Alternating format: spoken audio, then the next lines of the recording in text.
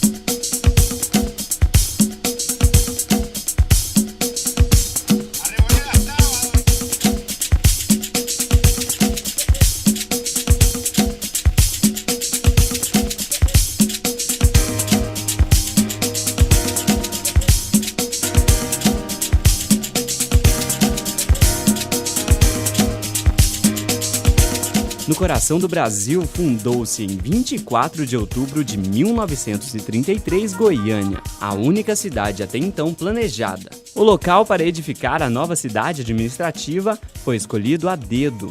A ideia inicial era abrigar 50 mil habitantes. O processo de criação, de construção de Goiânia, a mudança da capital de Vila Boa para Goiânia, ela tem, vamos dizer assim, uma base histórica muito profunda, de muita disputa, né? O poder econômico não estava na capital, o poder econômico estava no Sudoeste, né? Que sempre foi e até hoje ainda é uma das regiões mais pujantes do ponto de vista da economia. E é de lá que vem a reação.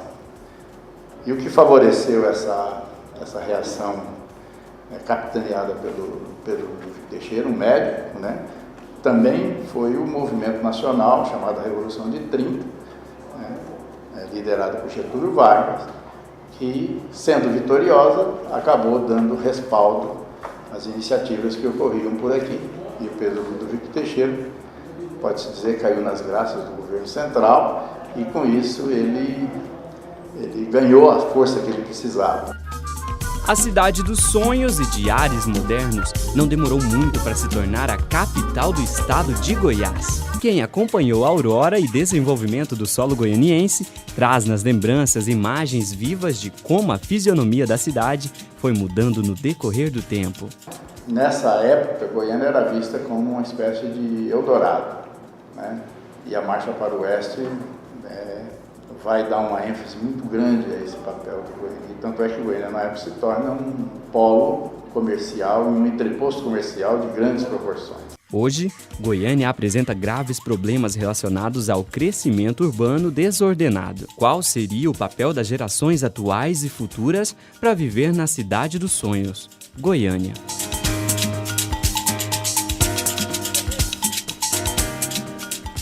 Sabemos que o crescimento urbano tem seus aspectos positivos e negativos. Dentre os negativos, podemos citar o trânsito caótico. Nos depoimentos a seguir, você vai ver que não precisa ser gente grande para tratar assunto tão complexo e que a educação no trânsito tem lugar na pauta da escola e faz toda a diferença.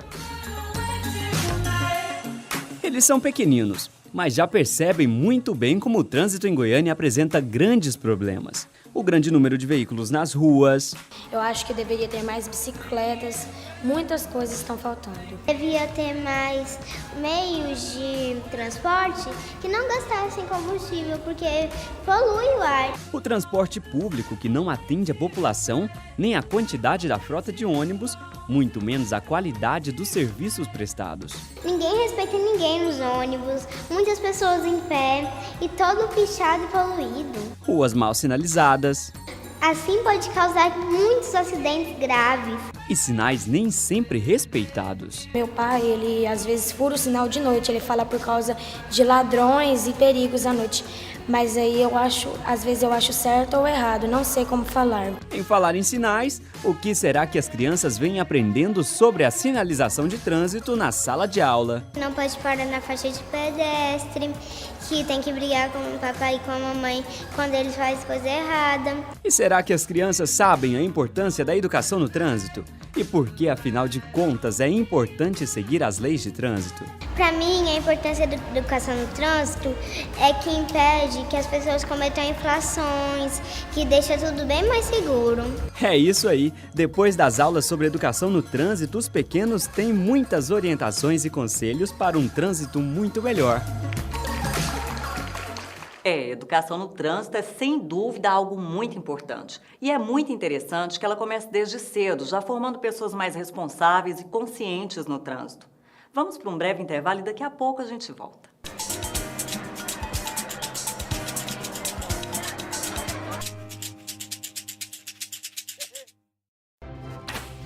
Noticiar, anunciar, ensinar, contabilizar, administrar, construir, cuidar do corpo, valorizar a vida, preservar as riquezas naturais. Escolha um dos cursos da Faculdade Araguaia e faça toda a diferença. Faculdade Araguaia, cuidando de sua natureza. O curso de Ciências Contábeis da Faculdade Araguaia, em parceria com a Receita Federal e o Sescom Goiás, realizou no dia 16 de abril o projeto Declare Certo, uma iniciativa que, além de agregar valor ao conhecimento dos estudantes, também oferece à sociedade relevantes serviços de orientações e consultoria contábil. A Faculdade Araguaia está tomando essa iniciativa, que é muito importante, porque nós que somos alunos, nós estamos tendo contato direto com o público. E isso traz para a sociedade um benefício e mostra para o aluno a realidade profissional. Faculdade Araguaia, cuidando de sua natureza. Gerenciar, comandar, controlar, contabilizar. Escolha um dos cursos da área de Gestão e Finanças da Faculdade Araguaia e faça toda a diferença. Pedagogia, Educação Física, Ciências Biológicas. Escolha um dos cursos de licenciatura da Faculdade Araguaia e atue na arte de educar. Vista em sua carreira profissional, seja um especialista. Faça um dos cursos de pós-graduação da Faculdade Araguaia. Análise e Gestão Ambiental, Docência Universitária, Psicopedagogia, Comunicação e Marketing, Libras e Braille, Engenharia de Segurança do Trabalho e Fisiologia do Exercício. Início imediato. Valorize o seu conhecimento. Faculdade Araguaia, cuidando de sua natureza.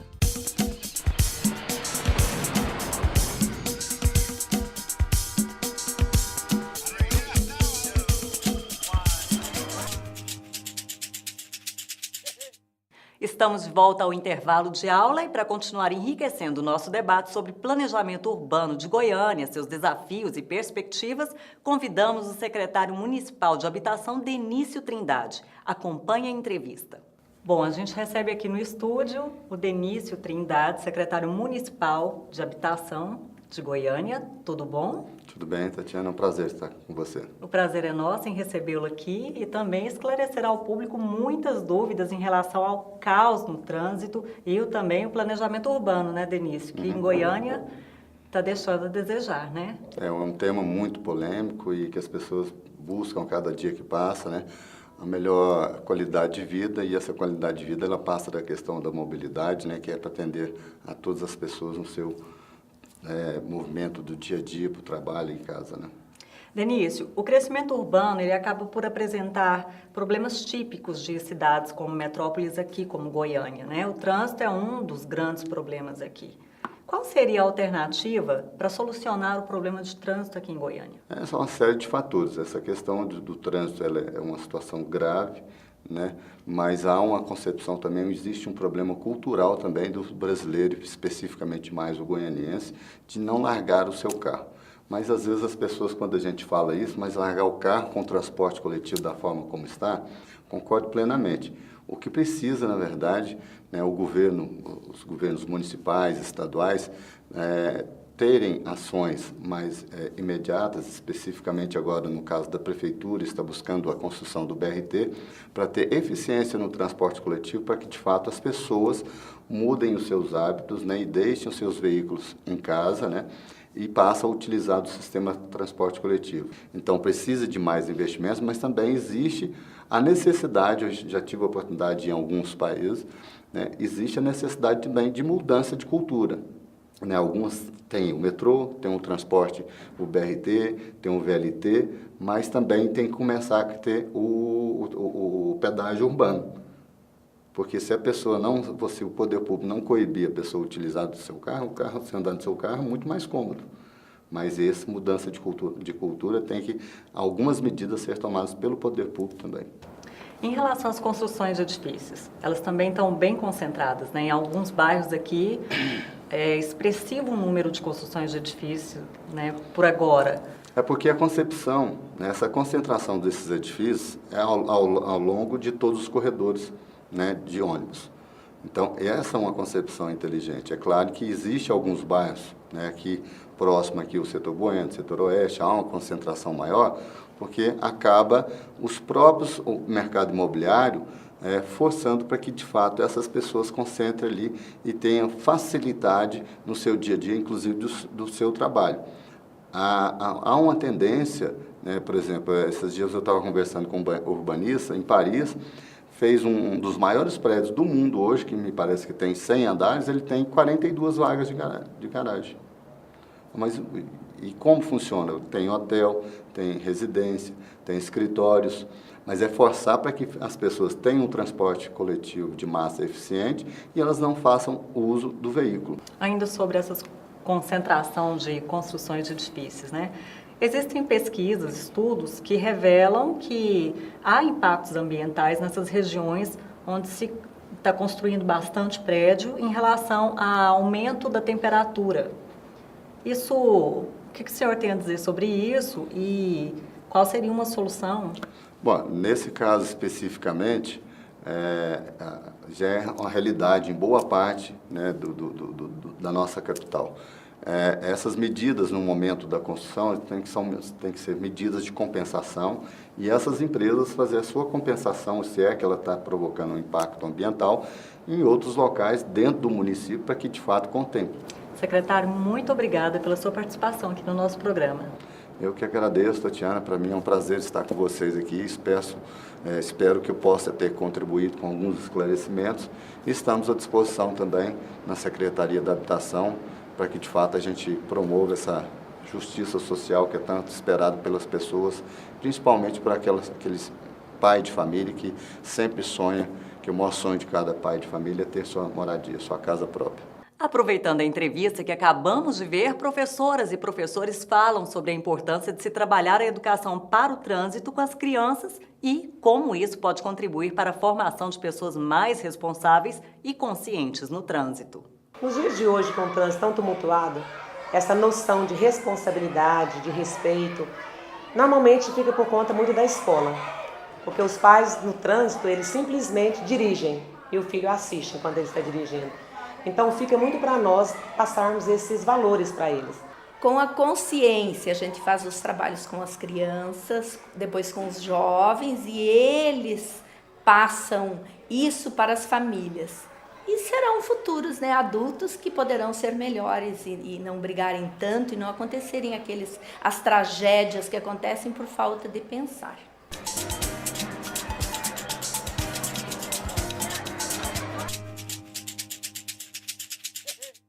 O curso de Ciências Contábeis da Faculdade Araguaia, em parceria com a Receita Federal e o Sescom Goiás, realizou no dia 16 de abril o projeto Declare Certo, uma iniciativa que, além de agregar valor ao conhecimento dos estudantes, também oferece à sociedade relevantes serviços de orientações e consultoria contábil. A Faculdade Araguaia está tomando essa iniciativa, que é muito importante, porque nós que somos alunos, nós estamos tendo contato direto com o público. Isso traz para a sociedade um benefício e mostra para o aluno a realidade profissional.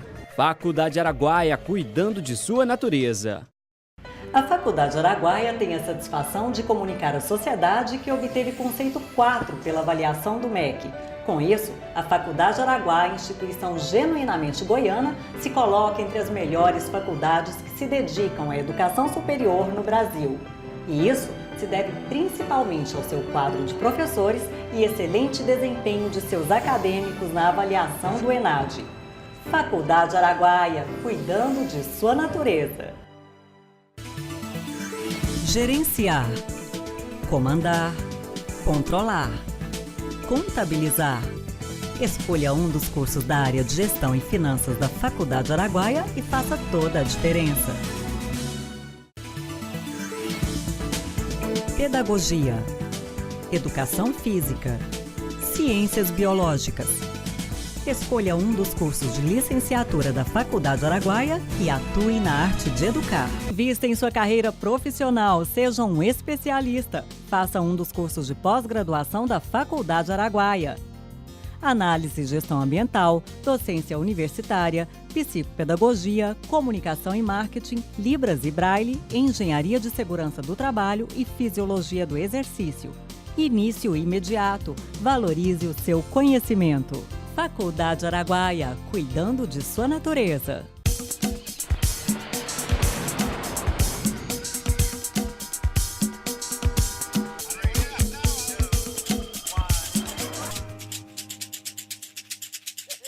Voltamos ao intervalo de aula onde professoras e professores debatem a educação. Hoje comemoramos a Páscoa, em que se celebra na Igreja Cristã a ressurreição de Cristo. É comum nessa data presentearmos amigos e parentes com ovos de chocolate e também observarmos decorações com coelhos e ovos. Você sabe por quê?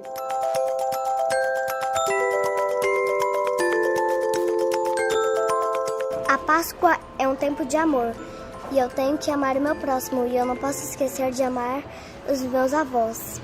Vovó, seja aquele doce que eu pedi pra você. Vovó, com certeza você vai entender.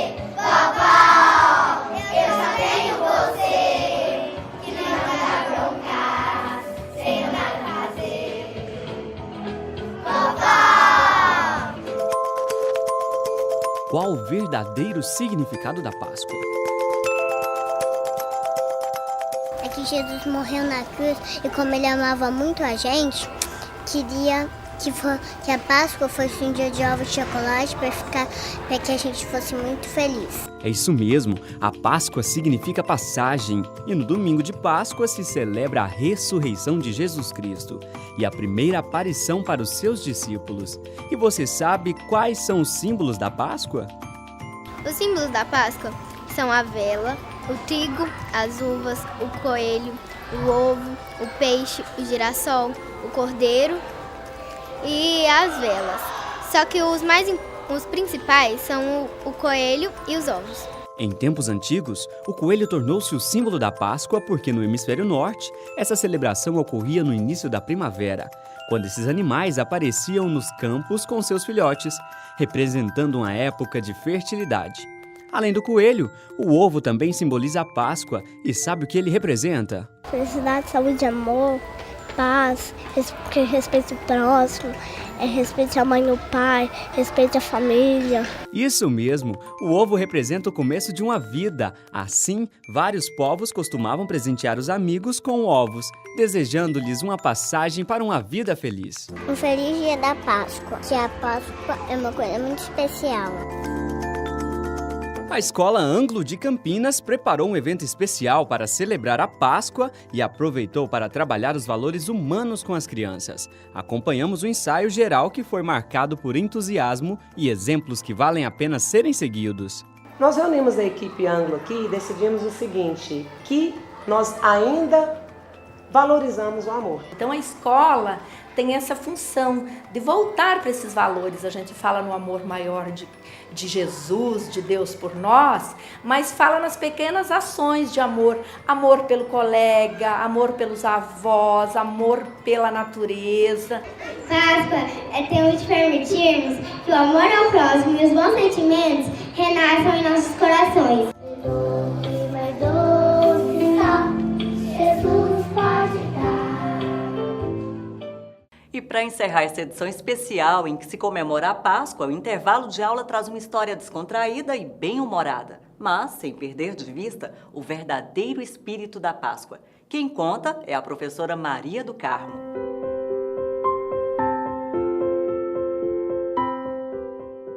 Todos nós sabemos que a Páscoa é uma época de reflexão.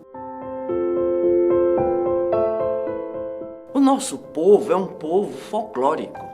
De toda situação eles tiram uma situação hilária. E foi isso que aconteceu. Se bem que o propósito não era esse.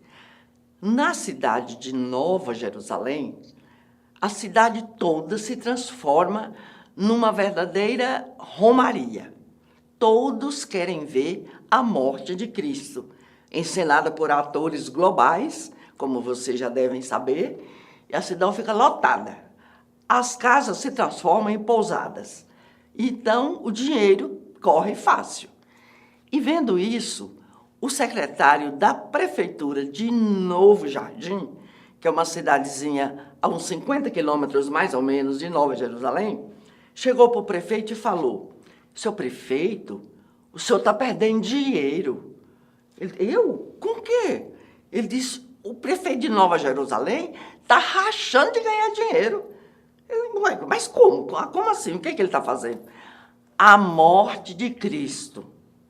Ah, é? Imediatamente chamaram a diretora do grupo e disse para ela: ô, dona diretora, a senhora vai fazer a encenação com os meninos aí da morte de Cristo. Arranja aí, ensaia esses meninos e é para fazer. Mas seu prefeito, como? Eu não sei nada de teatro, eu não entendo nada. Não quero nem saber. E assim espalhou-se a notícia. Os turistas já estavam lá mesmo, então foram para Novo Jardim. E a diretora se viu com um problema que ela nunca havia pensado. Ela chamou a professora de educação física e falou: professora, o prefeito disse que é para nós arrumar a morte de Jesus aqui de qualquer jeito. Mas como? Nós nunca ensaiamos teatro. Não sei, vamos fazer. E começaram. E foram em todas as salas procurar um rapazinho para ser Jesus. Porque Jesus é o mais... Jesus é bonito, não é, gente? Vocês já viram Jesus feio? Ninguém nunca viu Jesus feio. Tem aqueles olhos, aquele cabelo, aquele olhar sereno, aquela coisa linda. Andaram, até acharam um rapazinho que podia ser Jesus. Logo foram atrás de Nossa Senhora, a mãe de Jesus, Maria Santíssima. Acharam uma moça bem bonitinha, com a boquinha, pele, aquela coisa angelical. E arrumaram, então, naquela confusão, e ensaia menino, e lembraram: meu Deus, onde Jesus ia uma multidão atrás. Precisamos arranjar alguém para fazer aquele povo que via atrás de Jesus, chorando, pedindo as coisas, rezando. Aí lembraram daquelas velhinhas que vão para a igreja, chega 5 horas da manhã na missa. Antes do padre abrir a porta, já estavam tudo lá na porta. Chamaram elas. E elas ficaram: o quê? Participar da vida de dar? Ah, mas que maravilha! Acharam uma maravilha estar ali participando da vida de Jesus. Tudo bem. Quando elas estão naquela animação, arrumando, chega um rapazinho e fala assim: professora, eu também quero participar do teatro. Quer, meu filho? Mas você quer ser o quê? Eu quero ser o soldado romano. Gente, como é que nós esquecemos? Tem que ter o soldado. Gente, se vocês lembram bem, o que o soldado faz na procissão? Bate de Jesus, não é isso? A função dele é só bater, não é? Pois é. É que esse rapazinho tinha uma rixa com Jesus. Jesus, um certo tempo atrás, deu uma surra nele, porque ele andou jogando gracinha pro lado da namoradinha de Jesus. E Jesus não gostou nada e pegou ele e, deu-lhe uma surra. E o rapaz ficou com aquela surra atravessada na garganta. E quando ficou sabendo dessa encenação, desse teatro, ele disse: é agora que eu vou pegar esse cabra e dá uma surra, e ele não pode reagir, porque ele é Jesus. E quando era nos ensaios, ele batia em Jesus bem devagarinho. Quando foi no dia, gente, o ginásio lotado de gente. O povo veio todinho para ver Jesus morrer de novo. Então, o que acontece? O povo assistindo naquela comoção, calado, silêncio. Lá vai Jesus com a cruz, e o povo cantando, e todo mundo com pena de Jesus, porque é uma situação mesmo de comoção. E aí vai a procissão, silêncio, as velinhas todas acesas, tá assim aquela coisa, aquela comoção.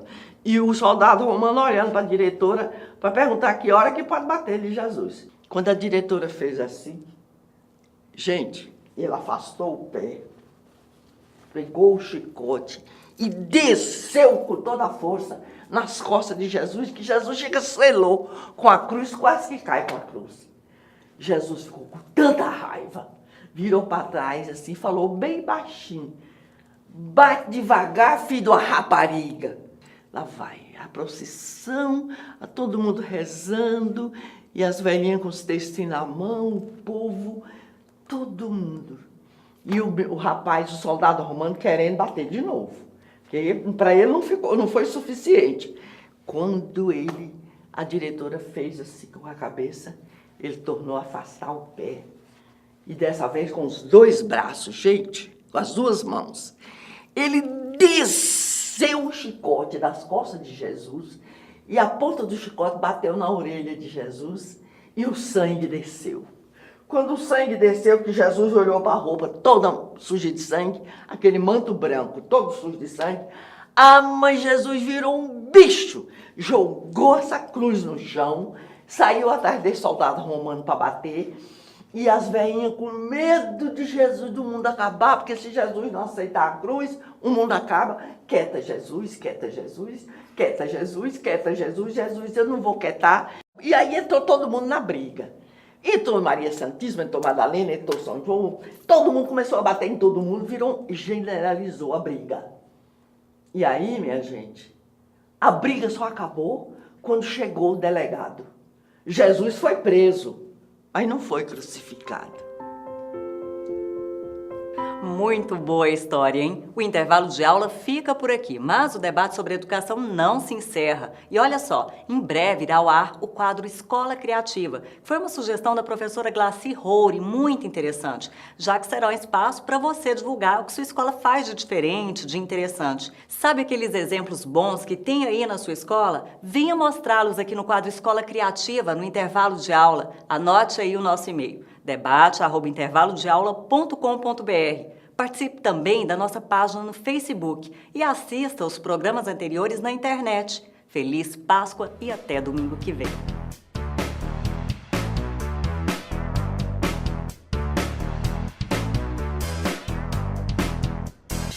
Oferecimento Faculdade Araguaia. Escolha um dos cursos de licenciatura da Faculdade Araguaia, Pedagogia, Educação Física ou Ciências Biológicas e atue na arte de educar.